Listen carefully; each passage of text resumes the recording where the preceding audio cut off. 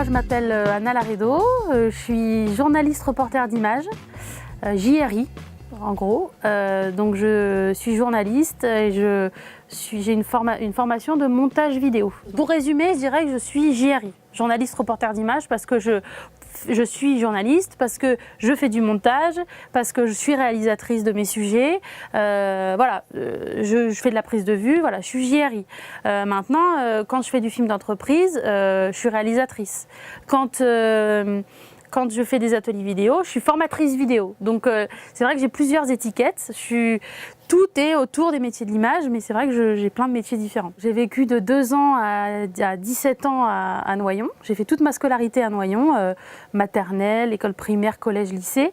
Et ensuite, dès que j'ai eu mon bac au lycée Calvin de Noyon, je suis partie à Paris pour vivre ma passion pour le cinéma, parce que c'était quand même plus facile de le faire à Paris, ville lumière, qu'à Noyon. J'ai vécu donc 10 ans à Paris pour me former, pour devenir journaliste. J'ai commencé une licence art du spectacle, option audiovisuelle.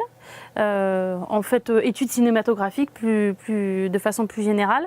Une fois ma licence en poche, j'ai décidé de faire des stages, donc d'aller frapper M6, TF1, etc. Pour me perfectionner en termes techniques. Parce que moi, j'ai pas été orientée tout de suite vers un BTS audiovisuel, ce que j'aurais peut-être dû faire, mais j'ai dû me faire un petit peu toute seule. Et puis de fil en aiguille, parce que voilà, dans le métier, c'est comme ça.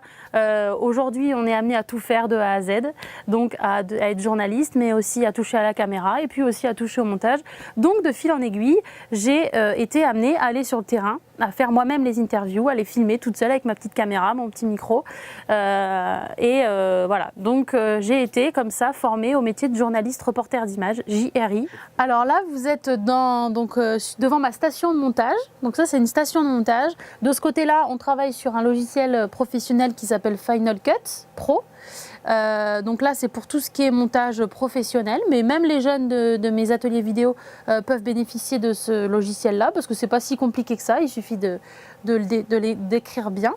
Et là, c'est ce qu'on appelle un TriCaster, c'est une régie vidéo live pour faire de la réalisation en direct, comme à la télé, quoi.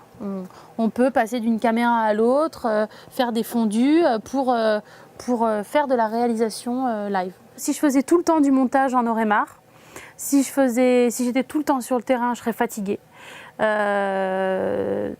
Si j'étais tout le temps en train de poser des questions aussi, je pense que ce qui est bien, c'est que c'est un mix de tout, quoi. Il me faut un peu de tout pour m'épanouir. Je suis revenue à Noyon. Ce que j'avais vraiment envie de faire, c'est de partager ma passion pour le cinéma avec les jeunes.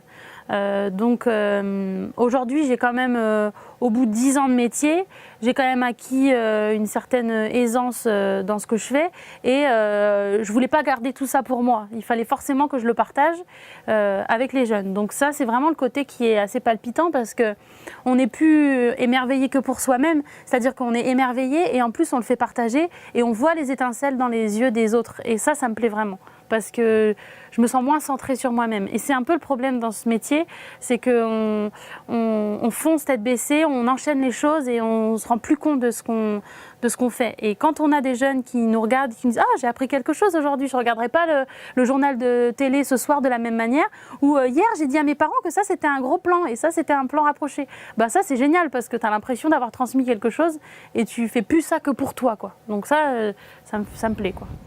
Évidemment, c'est ici que je connaissais du monde, donc c'était ici que c'était le plus facile de créer mon association, forcément. On m'a aidée, j'aurais peut-être pas pu la créer ailleurs qu'à Noyon. Mais voilà, il y avait quand même un affect, il y avait une envie de revenir ici, une envie de faire partager aux jeunes du coin ce que moi j'avais eu la chance de vivre. C'est quand même la ville où j'ai grandi. Je pense qu'il y a un potentiel, aussi bien chez les jeunes, les quartiers, au niveau de la diversité. Il se passe vraiment des choses intéressantes. Donc j'ai envie de participer à cette mise en valeur de la ville, quoi. Ça me paraît juste logique. La ville, en tout cas, elle a cette image de ville morte, quoi. J'ai l'impression, il ne se passe pas grand-chose, il ne faut surtout pas y rester, sauf qu'il peut. Mais c'est pas vrai, c'est juste que la conjoncture économique a fait que que la ville a été un peu désertée parce que d'abord les militaires sont partis, donc il y a des commerces qui ont fermé, les bars qui ont fermé, mais il y a toujours des gens qui vivent ici, il y a toujours de la demande, donc il faut juste après qu'il y ait des personnes qui ont envie d'investir et qui ont envie de venir ici, et je pense que ça va repartir. J'adore Paris, je me suis faite à Paris, je ne peux pas vivre sans Paris, c'est-à-dire que j'ai quand même besoin d'y retourner, mais je suis bien ici, quoi. J'ai envie de participer à cet élan, quoi, à cet élan positif.